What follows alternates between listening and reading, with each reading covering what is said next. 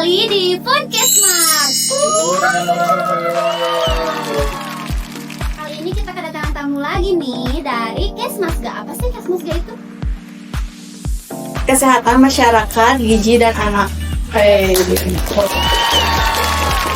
Coba kalian perkenalan dulu satu persatu sebelum kita mulai. Oke, perkenalkan, aku Mila Indrianti sebagai Ketua Divisi dari Kesmasga. Saja ada panggil aku. Perkenalkan, nama aku Alin sebagai anggota Divisi Kesmasga. Perkenalkan, nama aku Silviani.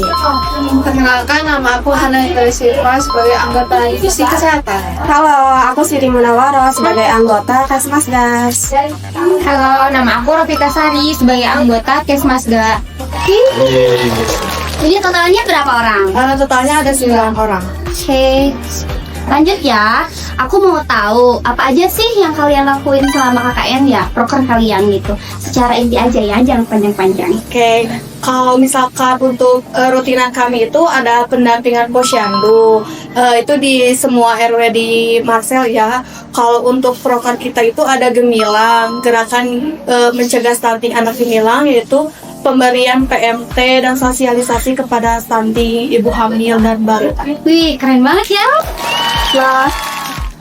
Gimana sih proses perencanaan dari proker kalian tersebut? Mulai dari kalian mengkoordinasikannya, menginformasikannya, dan segala macam. Kalau untuk awalnya kami itu melakukan pendekatan dengan kader atau PKK. Setelah itu kami ikut mereka dalam pendampingan posyandu ya. Terus juga kami menyusun beberapa proker di luar dengan stunting itu. Kami juga ada sejarah mengenai kesehatan screening kepada remaja sama pencegahan HIV juga. Keren banget ya kalian. Kalian itu sebenarnya ibu-ibu yang sangat mengayomi kalau saya gitu ya. Ibu yang kakak. Karena emang kan posyandu itu identiknya dengan ibu ya. Oke, lanjut ke pertanyaan selanjutnya. Apa sih dampak yang kalian harapin dari proker tersebut? Jadi nanti gitu. Kalau untuk dampak besarnya mah lebih ke menyadari kesehatan kepada masyarakat di Marcel, khususnya kepada ibu yang mempunyai balita, ibu hamil mengenai biar tidak ada terjadinya stunting. Yang lain? Mau nambahin sama yang anak remaja gitu. Kalau anak remaja sadar akan pergaulan bebas, terus bahaya juga HIV seperti apa. Terus untuk anak remaja di bawahnya mungkin bahaya rokok, terus bahaya tawuran juga ada, bahaya tentang kesehatan, apa sih dampak karena rokok itu apa, banyak. Mendadak jadi expert ya kalian. Iya. Keren banget. Oke, lanjut. Apa sih tantangan yang kalian hadapi selama proker berjalan? Banyak. Boleh satu persatu? Boleh. Boleh sok coba. Awalnya sih kayak divisi kita tuh awalnya kayak yang gak dibutuhkan di desa ini. Karena kan susah juga ya, apalagi mulai stunting, apalagi kan kita bukan anak kesehatan gitu ya, stunting kayak gitu-gitu. Terus akhirnya alhamdulillah dapat akses lah buat ikut pendampingan posyandu. Akhirnya dari sana ngalir lah dapat proker-proker lainnya. Apa ya? Please, lagi. Tantangan menurut kalian pribadi itu apa sih? Kalau banyak ya. Tantangannya tentunya ada yang dari internal juga. Ya mungkin ada sebagian yang problemnya individu gitu, tapi ya nggak apa-apa. Dengan seiringnya berjalan, pasti kan punya tujuan bersama-sama biar lancar kegiatannya. Iya, perempuan semua ya? Iya. Itu KKN maksudnya divisi kita deh. Cewek-cewek semua. Cewek semua ya. Menurut kalian nih, apa sih hal yang paling berkesan selama KKN berlangsung ini? Yang paling memorable? Boleh satu kali. Banyak sih, kayak kita tuh bisa lebih dekat ke anak kecil ya. Ada kan ada sebelumnya nggak suka anak kecil, program pendampingan kayak gitu kayak lebih dekat sama masyarakat, sama ibu-ibunya tuh lebih dekat gitu. Jadi sifat keibuannya tuh Iya, pulang. muncul. Ya mau nambahin juga, dan kita tuh bisa kolaborasi sama antar ini puskesmas gitu, kayak puskesmas, terus juga sama Karang Taruna juga. Jadi kita punya koneksi dari situ, enggak cuma dari si ibu-ibu PKK, anak-anak, tapi ke berbagai masyarakat lainnya gitu. Jadi relasi kalian tuh otomatis nambah. Tambah luas. Seru ya. Satu lagi yang paling kita sukain juga banyak banget snacknya. Tahu nggak, setiap posyandu tuh konsumsinya dapet, terus nasinya dapet, ilmunya dapet, pulangnya juga masih dibekalin lagi. Masya Allah, alhamdulillah. Terima kasih. Ya, Apa sih yang kalian pikirin mengenai KKN? Peran gitu sih, sebagai mahasiswa kalau misalkan KKN itu seperti apa harus sendiri? Biar semua orang yang awam itu tahu. Kemudian untuk siapa? Berarti kayak di desa ini nih ada permasalahan ini, kita bantu buat mengatasinya. Kayak stunting kan, di sini ada stunting.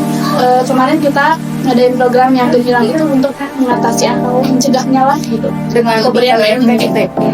jadi garis besarnya kita melakukan KKN di desa ini tuh pengen ngasih dampak, seenggaknya ada dampak lah yang kita berikan ke masyarakat.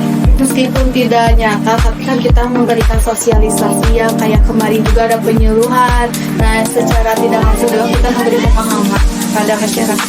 Tapi yang lebih penting itu satu, yaitu meningkatkan kesadaran masyarakat tentang pentingnya kesehatan bagi ibu hamil khususnya.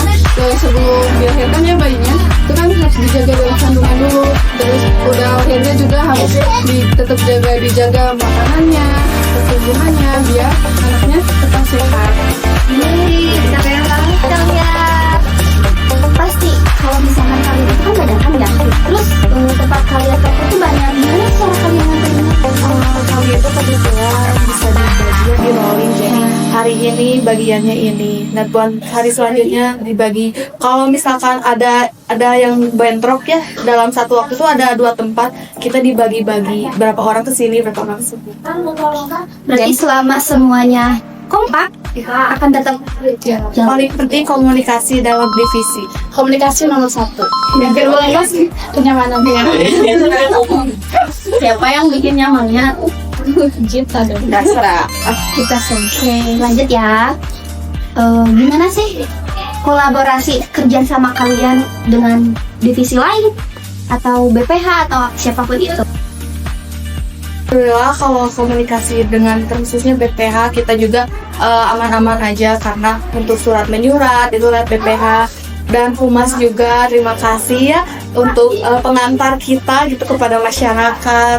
Kalau untuk kolaborasi mengenai proker itu kami dengan divisi pendidikan yaitu memberikan sosialisasi mengenai pergaulan bebas itu kepada SMP dan juga kepada PAUD ya mengenai gizi seimbang tuh.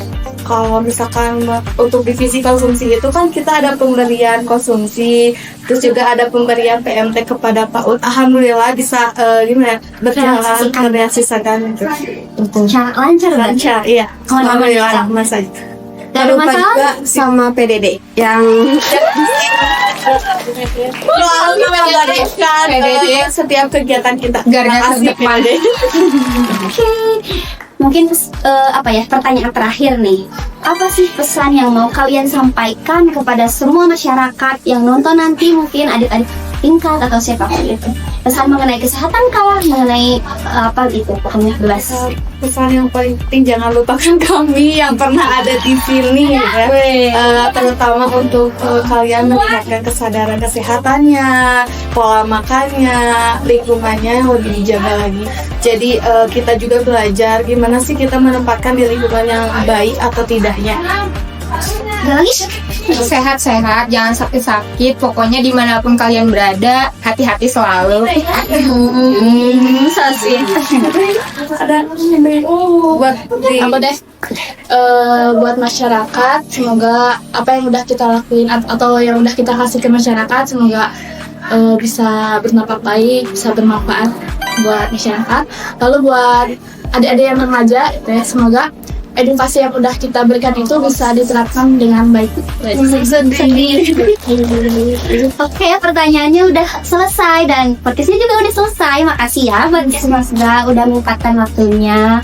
Jangan lupa like, follow, and subscribe. Bye-bye.